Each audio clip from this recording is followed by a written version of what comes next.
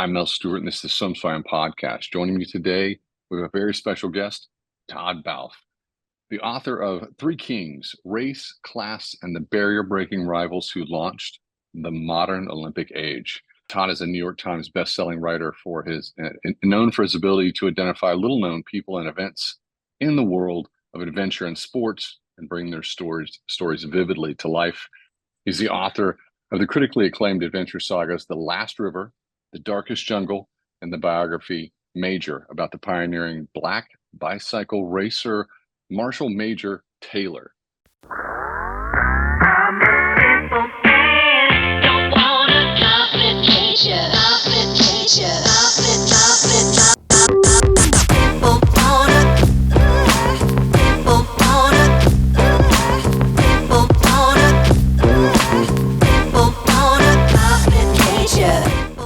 This episode of the SwimSwam Podcast is sponsored by Commit Swimming, SwimSwam's exclusive team management software partner. Since 2015, Commit has been providing coaches with swimming's leading workout management software.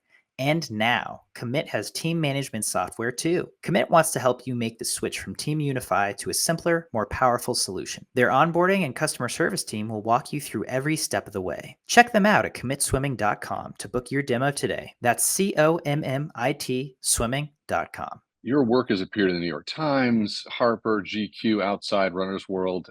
We'll just say you've appeared everywhere, and we're so happy that you took on some of the biggest icons in sports, and this is perfect timing. We're coming up on the 2024 Olympic Games in Paris, and much of this is centered around the 1924 Olympic Games in Paris.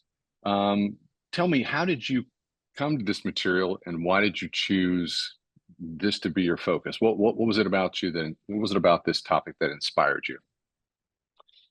Yeah, I think that it's a good question. I think that I was really a dark horse to be telling this story, to be frank. I'm not, even though I grew up around the water in Rockport, Mass, which is in New England, right on the coast, and it's a fishing village, and it has nice beaches and all the rest. I really didn't take advantage of that so much. I was very much a land athlete, and really would duck into the water for fun, but not for really swimming.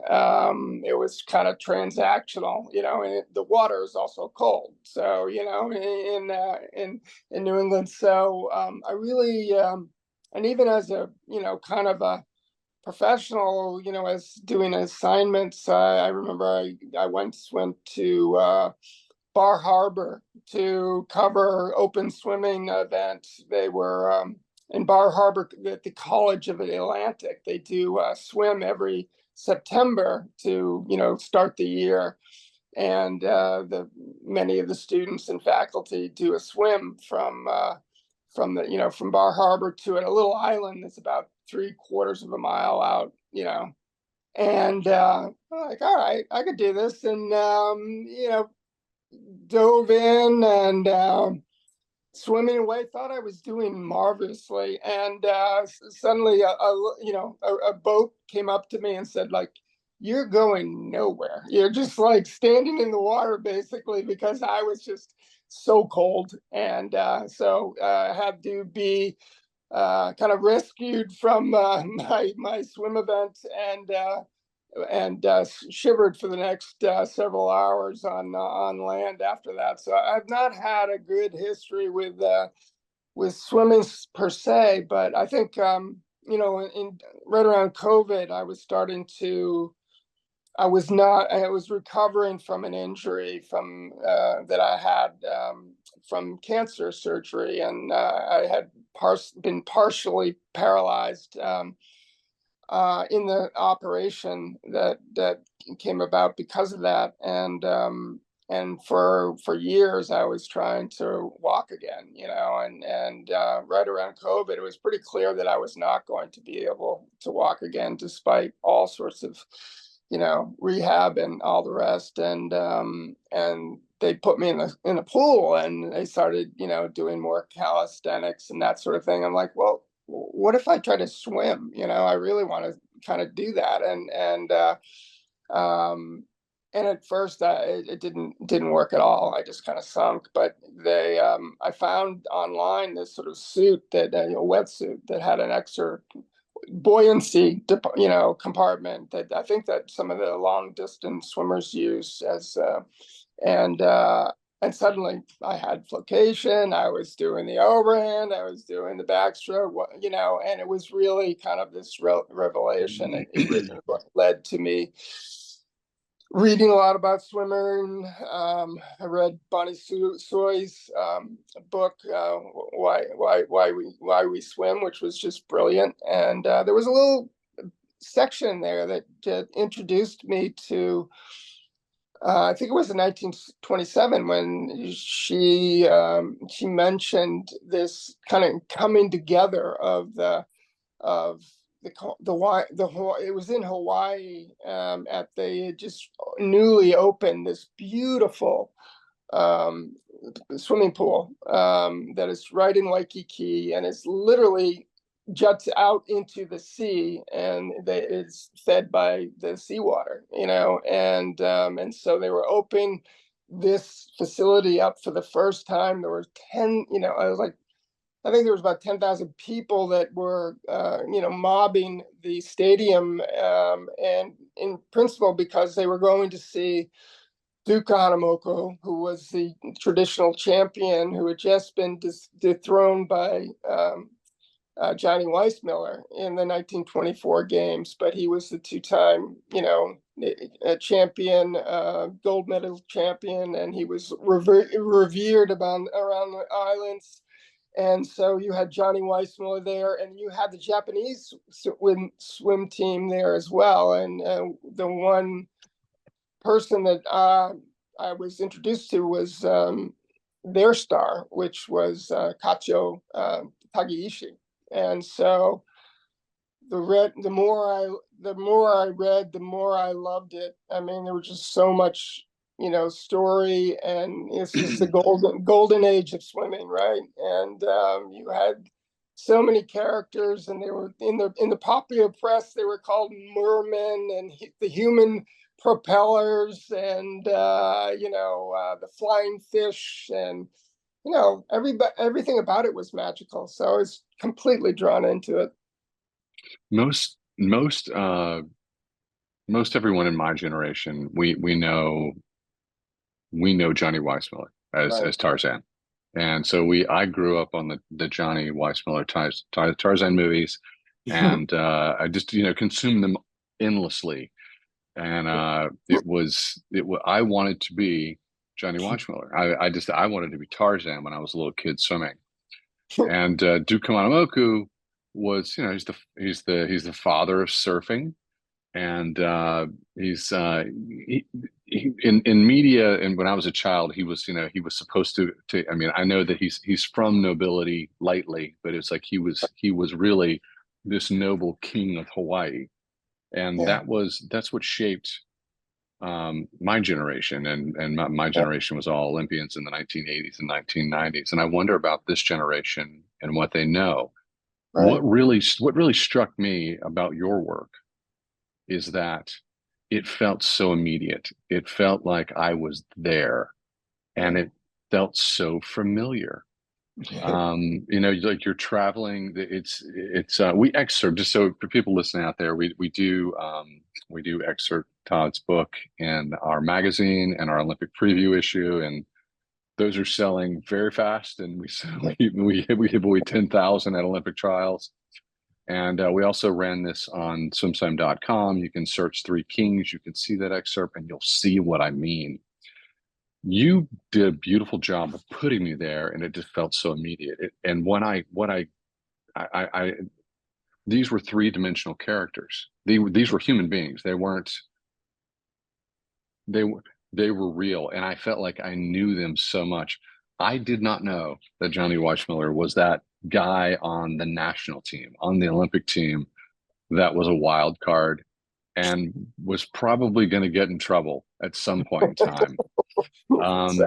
So I'm this old. I have this experience with these icons in the Olympic sphere of just superstars, and that was I feel like you gave me a gift, and Well, you so it's probably know. I mean, I'm sure you know. There's probably one member or two of any year of an Olympic team, right? That everybody wonders, is this guy gonna, this woman going to behave? Is this gonna, are we gonna get through these couple of weeks and everybody's gonna be, there's no trouble. And, in this case, it was great to be able to focus on Paris, because Paris in the 1920s was the hub of all these tantalizing, factors that would just frighten the U.S., Olympic Committee to death, because they were just like, once these guys are off the boat and Paris is within view, well, we're not going to be able to control anybody, and they went to great lengths to prevent the temptations that awaited them. So, I'm sure that every year, every Olympic year, there are both personalities as well as, there are certain pitfalls that are out there for people. we'll put it through the lens of this happens. People don't know this. This doesn't always make the press, but we hear about it as SwimSwam media, and I know this from my experience in history going to two Olympic Games, and I knew it because I was close to the athletes who made the previous 84, and to the athletes that really close to them that made it in 96, 2000, and 2004. But there's always someone who comes within a hair's breadth of almost getting kicked off the team. In 1988, I was that guy.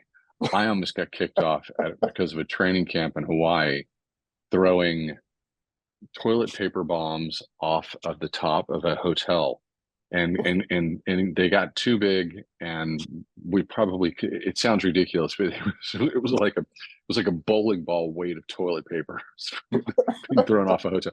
Johnny Weissmuller was somebody who could pop off. Yeah. Johnny Weissmuller was he makes me wonder about his frontal lobe and like how much impulse control this guy had. Can you share just a little bit of his brush with nearly being kicked off the 1924 Olympic team when when his star was really going to burn bright? Well, yeah, I mean, I think people had an inkling even on the boat trip over to the games when, they would entertain one another by doing these team dinners. And, maybe Duke and his brother would play the, ukulele and do some singing. And, there's kind of these hokey little, acts that are put forward just to keep everybody from being terribly bored on the travel, and but Johnny was the one who climbed up and somehow got onto a chandelier and was swinging away and howling with his Tarzan yell for this first time anybody had heard it. This is a guy who's supposed to be, quiet. He's the rookie, quote unquote rookie. He's, you would think that he would be somewhat softened by the fact that he has all these senior members around him. But clearly it was, that this was a personality that was going to bust out, and it did. And, as soon as and even when they were literally they had landed and they were taking the train to, they take the train into the station in Paris, and they were actually transferring to the hotel, and there was a bystander on a bicycle who was just sort of hooting at them, sort of making derogatory remarks about the Americans arriving. Johnny gets off off the tram and goes and tackles him and starts to just pummel him until people get him off of him. And he's not on French soil for but a day, and he's already caused a near international incident and has to be brought before the U.S. authorities. And what are we going to do about this guy? Well, he's probably going to win a gold medal. So, we're going to, tolerate what's going on here. But I mean, probably anybody but him, he would have been set back. It was very surprising. And I feel like, and Matt, this is probably something that me and my peers shouldn't have done when we were younger. But as a grown man, I really appreciated it. I also appreciated the fact that you described the Olympic Village, and we've known that the Olympic Village was this was not the modern Olympic Village that we know. It's my understanding is that up until 1976, the Olympic Village was pretty rough. But seeing your description back then, it sounded horrible, but that checks out. And, no, I mean, I think that it was, where you split up the team, right? You had half of the team that stayed at a French, nobleman's estate, basically. And the other half somehow, including the swimmers, ends up in the Olympic Village, which was basically a hacked together, shacks on dirt, little paths, and in basically the middle of nowhere in a suburb of France. So I think everybody was, we talked about earlier the whole idea of how keeping the athletes out of Paris. Well, the idea of keeping them on in the Olympic Village and was probably a wise idea after all. But I mean, it was certainly Spartan. And you think about what athletes sacrifice today to go to the Olympics, which is no small thing. But I mean, some of the things we take for granted, in terms of, overnight flights and, things, these guys were traveling on a ship for a couple of weeks to swimming in on board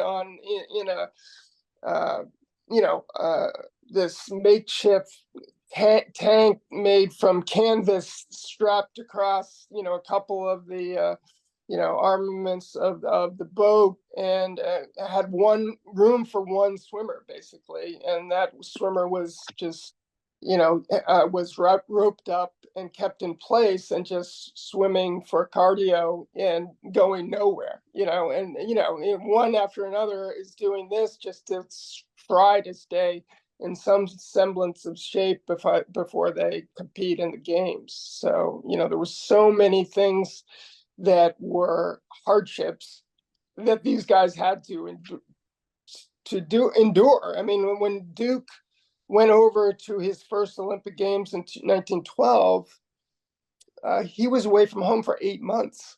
I mean, between the travel from Waikiki, and the ship travel and then a train trip across the U.S. and another ship, across to Europe. And, it's really hard to even imagine what that must have been like, I mean, it was an adventure for sure, but I mean, it was also 8 months away from, coming home. It would be like, how would today's athlete think about that, It's when you put it into context of like, this was a golden age. These stars became movie stars. And, I think of Weissmuller, Duke Kamanamoku, Buster Crabbe, and I think of the silver screen in the 1940s. And they were big stars. This was, people wonder, it's like, swimming was big with Michael Phelps. I'm like, no, there was a period of time when swimming was the thing. Yeah, and I mean, they were stars even in the silent film age. I mean, Duke was, even though because of his skin color he couldn't get a leading man, role. He was in movies, and I mean, I think it was very plain that how attractive these men and women were. I mean, and really one of the first times you're really seeing a full athlete, in their body that is revealed, and it was incredibly, appealing, and it's a way that young men and women wanted to look. I mean, it was just made for Hollywood. And I mean, really from the very beginning, there was this attraction between Hollywood and the swimmer, and I think that, and that continued on. And I think that one of the things, I guess I try to make a case for in this book, is that swimming really was a star, if not the star of the 1924 games. And in principle, because of some of those reasons. You had star power. You had Johnny Weissmuller, who quickly, he was a phenomenon in the pool, of course, but out of the pool, he was entertaining. He was doing things in between heats where he was, doing comedic acts with, another swimmer, and that the French crowd was in, absolute wonder, and, and just couldn't get enough of that entertainment, and I just think, between the breaking barriers of what didn't seem possible to land-loving, Americans, most Americans didn't swim, and here now you had these, athletes who was swimming at a rate that they really couldn't even imagine. So, I mean, I think between the appeal of what they looked like, who they were, the characters that they were, you had an intimacy with those athletes. And I think it was more so than even the track and field and some of the more traditional sports of the Olympics. The way you feel bled through on the page. And it was, for someone who identifies culturally in the sport of swim, and for, our readers and the people who tune in our podcast, they're going to feel that. They need to pick up Three Kings. So let's full disclosure. When I dipped in, I didn't go very far before I contacted your publisher and said, who owns the rights to this? Who owns the media rights? Because it felt like this really felt like a big splashy Hollywood film. And we've recently had some big films, that are from that time period. And there's something romantic about that period. There's a rawness and a wildness about it. So if you would like to see this, adapted as a film, what would that be? Who would be your director? What would you like to see? Do you have any actors in mind who would be the leads? Yeah, that's a good one.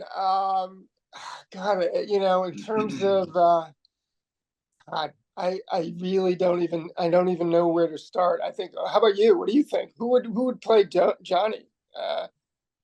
Oh my goodness. That's tough. Duke Kamanamoku. It's I didn't think about it until I was talking to you. Yeah. And the only reason why I thought about it was I just got off the phone with a swimming peer who's one of the most successful producers in Hollywood, and he's and we're working on something, and he's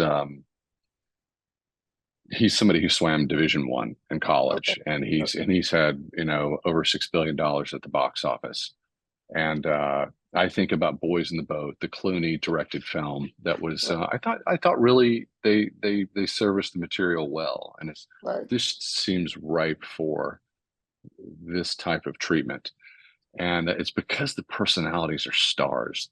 Actors will chew the screen up. So I'm thinking right now, it's well, we'll stick a pin in that and we'll come back to it. Maybe this will be a follow-up. I do have a name in mind, but I can't remember. He's in Twister right now. I was thinking of him. I'm talking to you from Austin, Texas. He lives probably 4 miles from my house. He's the lead. He's in Hitman. He's in Twister. My wife was showing. She's sent me a Vanity Fair article on him. And I'm like, I hate reading articles about actors. And I read this one, and I was like, I like that guy. He was in Yeah, I Top mean, Gun. it feels like he naturally has the charm, of a Weissmuller, and also the playfulness. Like, I mean, one of the things about Johnny, which, you know, was articulated in the book, I think, was that, this part of the key to him was that playfulness. It was that, I mean, he obviously worked hard to get to where he got to, but there was, he just loved people. He loved, to find joy in whatever he was doing. And the observation was that had a lot to do with his success, even as brief as it was, that, and that was so different from somebody like Duke and somebody like Takeishi, who had very different sort of attitudes and motivations. And I guess that speaks to a lot of, every athlete, and, every elite athlete, everybody is in it for a little, and excels for different motivational reasons, and, has a different makeup that makes it work. But they're, and that's what makes sports and swimming so interesting, is that, you can't, there's not one playbook, right? Well, just for the record, for everybody listening, author Todd Balf would like Glenn Powell to play Johnny Weissmuller Yes. in the film adaptation of Three Kings, Race Class, and the Barrier Breaking Rivals Who Launched the Modern Olympic Age. And I agree with you that he should be attached to the film adaptation. He would have to darken his hair a little bit, but yeah, he has the charm to pull it off. I felt like Duke Kamanamoku. It felt like the team captain for my national team for 10 years and 2 Olympics was Matt Biondi. Yeah. And Duke Kamanamoku seemed a lot. I just felt like Matt was bleeding through, Yeah. and I felt that same sort of. I felt his personality in Yeah. Duke, Yeah. and that was meaningful. Was Duke 34 years old by Paris 1924? He was. So he was quite a bit older than Johnny was. And, I think that one of the things, you mentioned sort of that aspect of his leadership, and he was, I guess from an age standpoint, that makes sense. Like, he was the senior member of the team. But, I think that one thing is somewhat overlooked about Duke was just that, because he was sort of seen as the, in later years, as the ambassador of Aloha. He was the person that everybody wanted to visit, and when they came to the celebrities, when they came to Hawaii, and take a picture with him and whatnot. But, he was so chill and so calm. But I think what you lose sight of it, this was a very competitive human being. I mean, how can you not be when you're racing at that level, right? I mean, but you outwardly look like a whole different person. But I mean, inwardly, he was as competitive as anybody was in that pool or that era. I think that, you see it throughout his life. Anything in the water, whether it was swimming or surfing or canoeing, or he wanted to win, and and people in Hawaii, and certainly his family and friends, they all knew it. I mean, they were kind of his brothers. He had so many, 7 brothers. They didn't touch his stuff. They didn't mess with anything about him. And those who raced for him, like when he was older and he was he had a canoe team that was racing for him and was coached by him. They said he was the toughest son of a bitch, that they had ever met. Like, he did not take excuses. He did not take a day off. But that's not necessarily the personality that comes through with the guy who's playing the ukulele in every, photo of the 1920s and 30s. And, I mean, he was famous for that. But I think that hopefully this book shows that this was a whole different personality too. Were you fascinated by the context of history and coming off the Great War, First World War, a pandemic that was, truly horrible, impacting humanity on a global scale at a far higher level than we recently experienced. And then moving into the 1920s, the Roaring '20s, that was in the back of my head when I was reading about this moment in time and how that bleeds in. Is it something that in terms of your research about the time period, that was that weighing down your pen? Yeah, I think so too. Yeah, absolutely. I mean, I think that it's kind of mind-boggling, actually, that they even had an Olympic Games in 1920 after the Great War. I mean, they scrambled it together and they made it happen. But I mean, some of the stories of the athletes who went over for the 1920 games, and this was the first women's team that went over as swimmers in 1920. They went to Belgium, and Eileen Riggin tells this story about going off on a field trip into the battlefield, the former battlefield of World War I in Belgium, and finding soldiers' boots, one of which had a body parts in it. It's sort of like, what is everybody thinking here? This is like, there's no recovery. We're just going right from this this horror, both for the pandemic and then the war, and yet we're just on one hand, you're like, that's crazy. On the other hand, you could see the thinking that, we have to make this Olympic Games continue. There was no Olympics in 1916, 1920. By 24, who knows, whether the whole memory of the Olympics would be lost. So they persisted. They held those games in 1920, and and I think that certainly imperfect. I mean, from a swimming perspective, again, Eileen Riggin was recalling, it was like they were swimming in a ditch, in there in 1920. It was horrible. It was dark. It was cold. It was just, throughout the Olympics, most of the time these venues had been pretty rough, whether it was the open water of off Greece, it was freezing cold, or there are a lake in St. Louis. All of these were kind of makeshift, mostly open water, venues. But all those, 1920 was probably the worst for the swimmers, and yet they came, and probably because those games were held, 1924 happened, and really that launched the games as we know them. And that is why 1924 launched the modern age, Olympic age. It's what's funny is that we are a world at war now, and our father of the modern Olympiad, Pierre de Coubertin, he wanted us to compete on the athletic field and not in battle.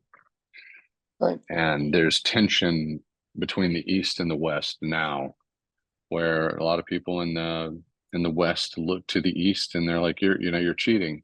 Russia's cheating, China's cheating. It's always even if there's no evidence of it, it's always in the background, and it's alleged. Yeah. And it feels very much so like battle. And we try not to politicize it, but of course everybody stands on their medal stand and we hear their anthem. It all feels the same to me. Yeah. And your book feels very immediate in that way. Yeah. Yeah, it feels very immediate. Yeah, I mean, I think that even, there, doping wasn't, necessarily a thing in swimming in the 1920s, but I mean, doping in general was not really monitored at all in that time period. There was anything really could go. It was up to the athlete's sort of discretion, I guess, to decide whether to do something or not to do something. But one of the pivot points of this story is Johnny, right? In terms of, you could quote unquote episode of cheating in a sense, right? He right before the games, there was an inquiry into like, well, was he even born in the US? And there was, there was an acceptance for several years that he wasn't born in the U.S. and and that he had signed ship, when he was on a ship, there were the papers that you have to fill out. Where you're from? He was from Austria, or he was from and that everybody was okay, but as the Olympics neared, there was suddenly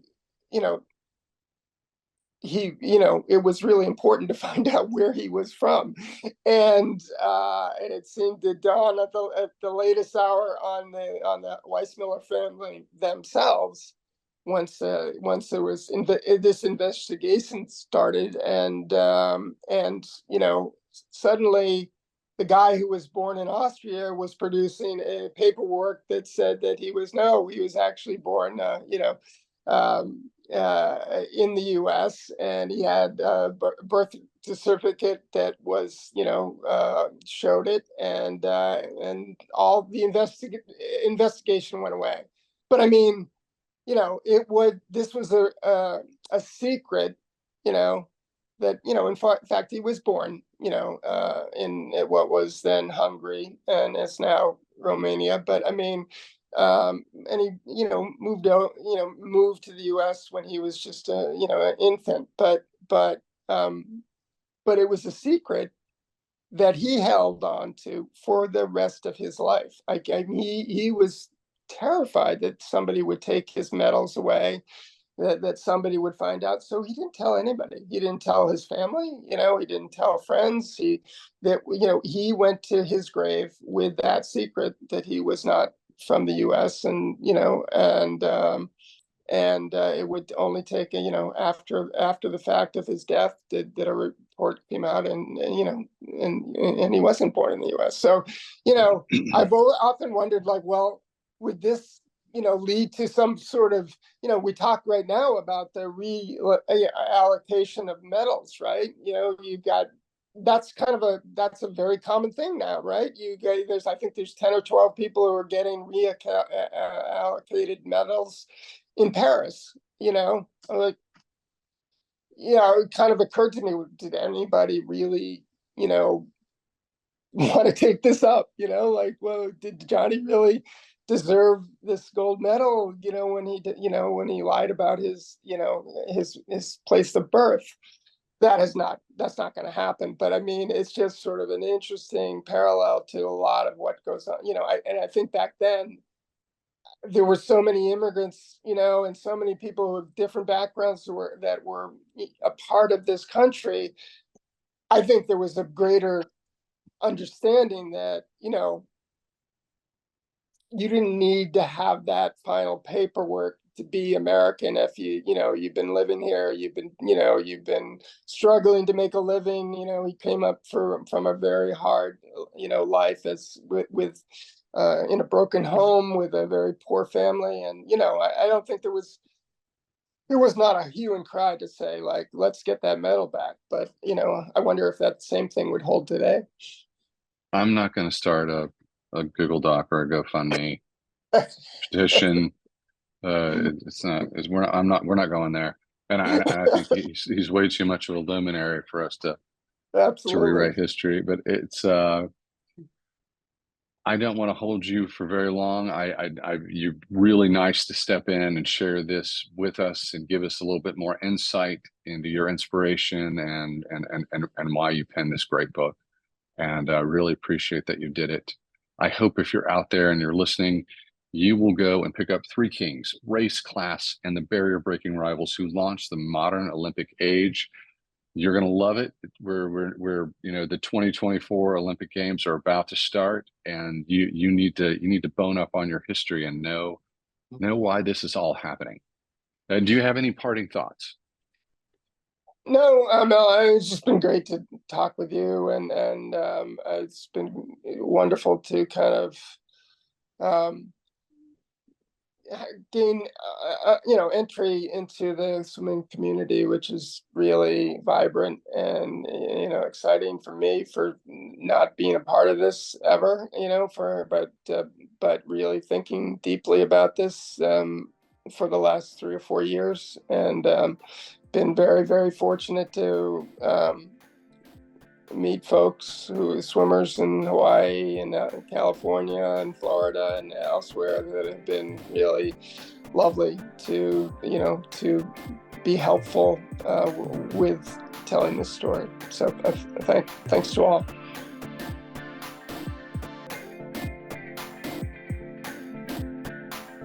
You've been listening to the SwimSwam Podcast. Stay tuned for new episodes every week. You can take SwimSwam Podcast on the go by subscribing on your favorite podcast platform. Look for links in the description below, and be sure to subscribe to our YouTube channel for more videos as well.